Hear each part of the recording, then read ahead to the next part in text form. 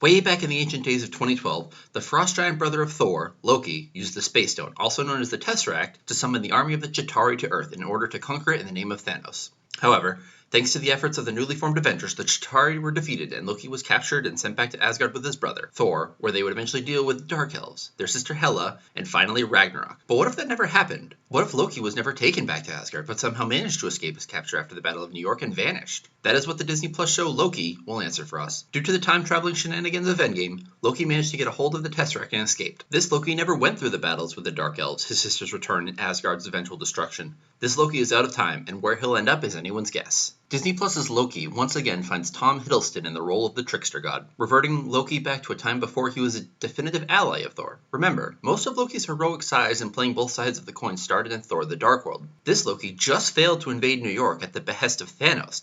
He's in the prime of his villainy, and even the trailers seem to imply that Loki will be leaning into his evil side, which is great. I'm sure Loki will do heroic things and be a good guy, but I could see him doing things not the right way, but how he wants to do them in order to get the job done. I am eager to see Tom Hiddleston's Loki again. He was the definitive Marvel villain for the first few years of the MCU for a good reason, and it'll be nice to see him take center stage in all its theatrical glory. Not much of the plot of the show has been revealed outside of Loki being bounced around through time and space. Due to the events of Endgame and Loki being out of time, he has been picked up by the Time Variance Authority, or the TVA. In the comics, the TVA is responsible for managing not just timelines, but the entire multiverse, and can fix or correct those they deem too dangerous. So, a maniacal trickster god from Asgard that just brought a massive army to Earth under the order of Thanos would definitely be on the radar if he suddenly vanished from the timeline. What they want Loki to do is another question, and will undoubtedly be the focus of the show.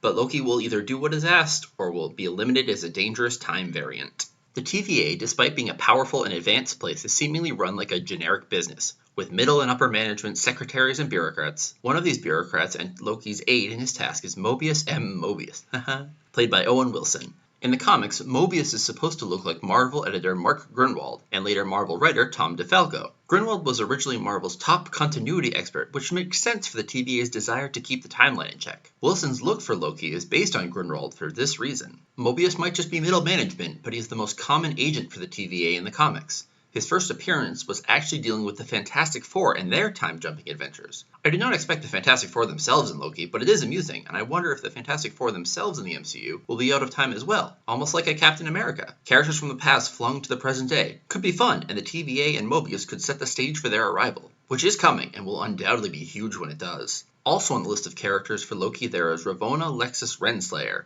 played by Gugu Mbatha-Raw, as another member of the TVA, who actually serves as one of the judges that will help decide Loki's fate. In the comics, Ravonna is not the most powerful or well-known character, but she does have an important connection to a recently cast character, namely Kang the Conqueror, who actually fell in love with Ravonna and wanted her hand in marriage, and after some comic book shenanigans, she actually fell in love with him as well. Kang is, of course, an Avengers-level threat, a conqueror not just of the world, but of multiple universes and timelines, and with so many MCU projects diving into the multiverse, he could be the perfect villain for this phase, much like how Loki was the first villain for Phase 1. And unlike the Fantastic Four, who have not yet been cast, we do have our Kang for the MCU in Jonathan Majors, set to make his debut in Ant-Man and the Wasp: Quantumania in 2023. So maybe Kang will not appear in the flesh, but his influence could still be felt. Besides, he is far too big of a villain to be just a one-movie threat. Kang is also the second connection to the Fantastic Four appearing in Loki, and with WandaVision and the Falcon and the Winter Soldier setting the stage for X-Men, it seems Loki is planting the seeds for Fantastic Four, getting the people like me to get excited for what the future might hold. Loki will surely be a wild ride, and of course it's not something we've ever seen before. The first time a villain will take the starring role,